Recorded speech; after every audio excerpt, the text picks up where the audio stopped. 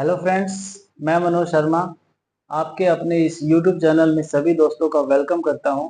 आज की अपनी इस वीडियो में हम डिस्कस करेंगे पार्लियामेंट ऑफ इंडिया, भारत की संसद के बारे में हम डिस्कस करेंगे।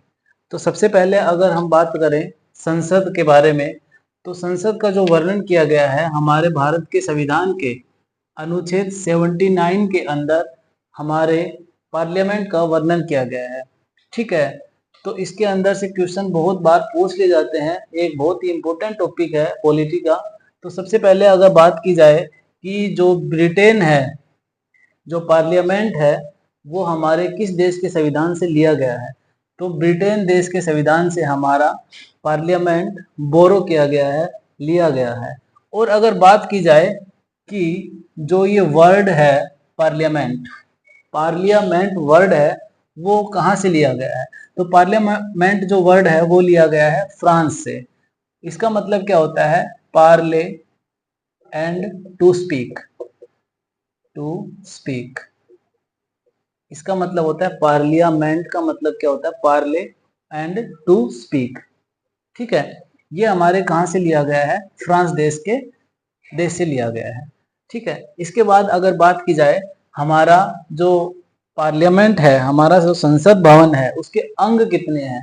तो हमारे जो संसद भवन है उसके अंग 3 होते हैं, लोकसभा, राज्यसभा और राष्ट्रपति। अगर बात की जाए हमारे संसद के अंदर कितने सदन होते हैं, तो 2 सदन होते हैं। कौन कौन से सदन होते हैं? लोकसभा और राज्यसभा।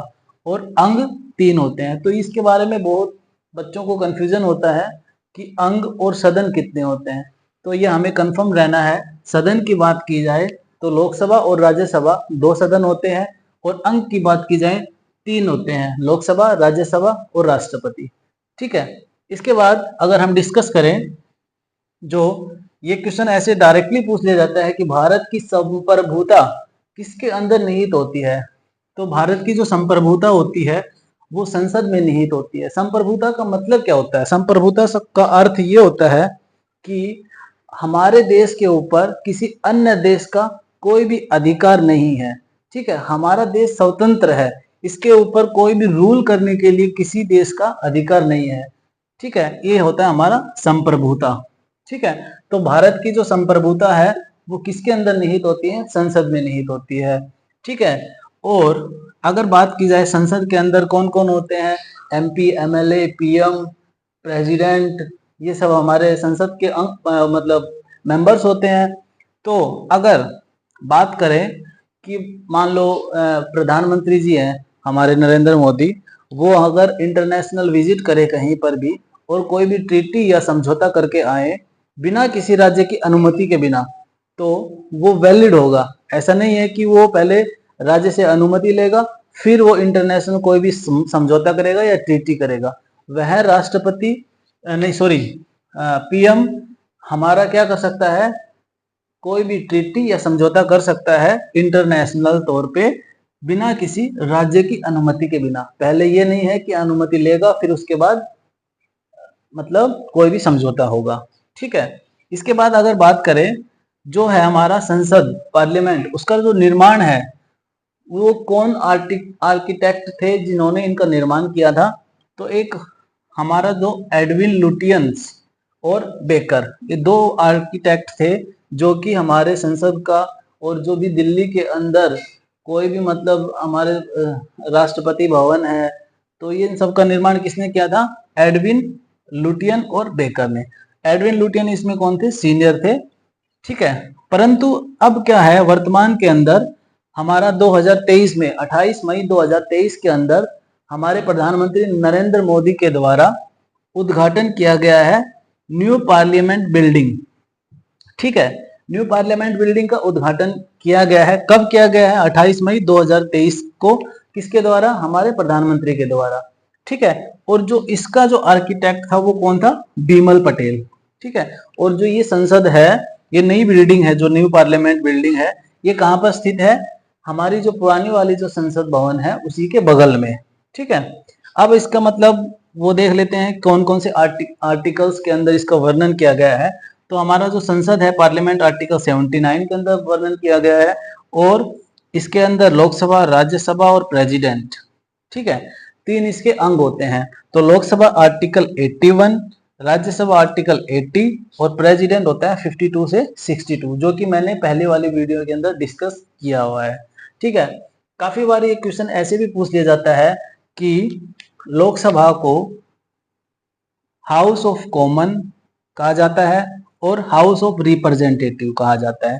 ठीक है, तो हाउस ऑफ कॉमन लोकसभा को कहाँ बोला जाता है? ब्रिटेन के अंदर। ठीक है, और हाउस ऑफ रिप्रेजेंटेटिव कहाँ बोला जाता है? अमेरिका में। ऐसे ही राज्यसभा के बारे में भी क्वेश्चन पूछ लिया जाता है। हाउस ऑफ लॉर्ड्स कहाँ पे बोला जाता है? ब्रिटेन के अंदर। और सेनेट, सेनेट कहाँ पे बोला जाता है? यूएसए के अंदर। ठीक है, इसके बाद एक इंपॉर्टेंट पॉइंट ये है कि अगर मान लो हमारा ज्वाइंट सेशन अगर बुलाया जाए तो कौन कहाँ पे वो असेंबल किया जाएगा, कहाँ पे लोकसभा और राज्यसभा के मेंबर को असेंबल किया जाएगा? तो सबसे पहले क्या होता है, जैसे देखो ये हमारा लोकसभा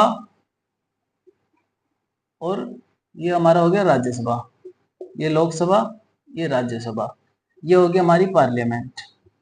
पार्लियामेंट का सिंपल वे से करें डिस्कस तो एक घर है जिसके अंदर लोकसभा है और राज्यसभा है। ठीक है, और उसके अंदर मुखिया कौन होता है? राष्ट्रपति। ठीक है, और यहाँ पे क्या होता है? Central hall, central hall. ठीक है, तो कोई भी अगर ज्वाइंट सेशन बुलाया जाएगा तो वहां उनकी मीटिंग कहाँ पे की जाएगी? सेंट्रल हॉल में इसकी मीटिंग की जाएगी। ठीक है, और एक क्वेश्चन ऐसे भी पूछ लिया जाता है इसके अंदर से कि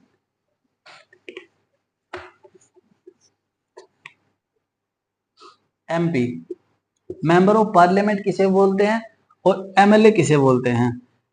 मेंबर ऑफ पार्लियामेंट किसको बोला जाता है? जो भी मेंबर लोकसभा में इलेक्ट होके आते हैं या राष्ट्रपति नॉमिनेट करता है तो उनको क्या बोला जाता है? एमपी। और ये कौन होते हैं? Member of legislative assembly.